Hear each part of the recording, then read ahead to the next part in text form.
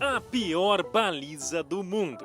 Nessa altura do campeonato, você já deve ter visto que um navio gigantesco que errou a manobra e deixou trancado o canal de Suez, no Egito. Por este canal passam cerca de 50 navios por dia, todos abarrotados de containers ou barris de óleo. 12% do comércio global passa pelo canal de Suez, entre o Mar Mediterrâneo e o Mar Vermelho. Mas e a relação disso com o futebol? Assim, na prática, nenhuma. Suez tem até 3 times de futebol, e todos eles jogam a segundona egípcia. Mas não é sobre eles não. Fica até o fim que a história de hoje, que tem a ver com futebol e navio, é legal, eu prometo.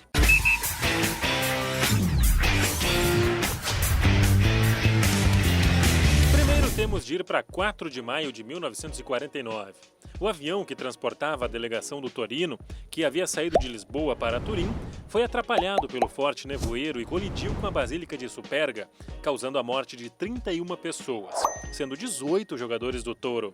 Entre os mortos, vários nomes que figuravam na seleção italiana. Entre 45 e 49, o Torino foi tetracampeão italiano e era a base da seleção azurra, que se preparava para vir ao Brasil na Copa de 50. As marcas na história do clube foram visíveis, e o Torino só voltaria a ser campeão de algo depois do acidente, em 1968. O efeito da tragédia de Superga foi grande não só no Torino.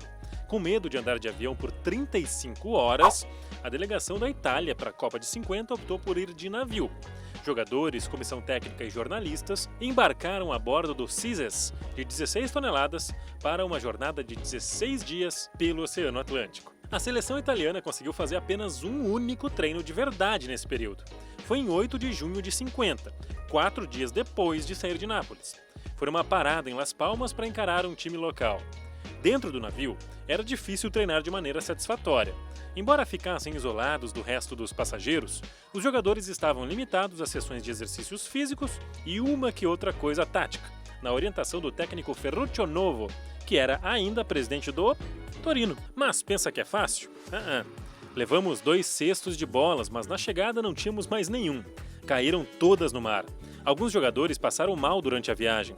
Os primeiros dias da viagem foram até divertidos. Conversar, comer, saber que iríamos a um campeonato do mundo. Mas não podíamos correr e fazer muita coisa. Eu me lembro que, se pulava corda, tocávamos a bola um pouquinho de cabeça. A preparação foi totalmente falha, recordou o Egisto Pandolfini, meia daquela seleção anos mais tarde.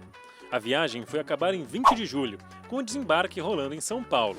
A estreia aconteceu só 5 dias depois, diante da Suécia, campeã olímpica de 2 anos antes. Muito mais bem preparados fisicamente, os escandinavos viraram o jogo e venceram por 3-2. Na segunda rodada, os italianos já estavam eliminados, já que a Suécia empatara com o Paraguai e garantira o primeiro lugar da chave. Assim, não valendo de nada, a Itália fez 2-0 no Paraguai. O curioso é que a volta da delegação foi de avião, mas nem todos quiseram voltar assim. O caso mais famoso e desastrado é o do Benito Lorenzi. Ele escolheu ir de navio, mas cometeu um erro subindo em um que parou na França para deixar uma carga. Por isso, ele chegou à Itália um mês depois, bem a tempo de recomeçar a preparação para a temporada, relembrou então o atacante Amedeo Amadei. Ao menos o capitão do navio sabia para onde estava indo, ao contrário do Lorenzi. E também sabia como fazer isso, ao contrário do capitão do Ever Given no canal de Suez. Os times da segundona egípcia de lá são o Petrojet, o Porto Suez e o Suez. Espero que você tenha gostado do vídeo, e se sim, já deixa o like maroto para ajudar. Te inscreve no canal, hein? Até a próxima!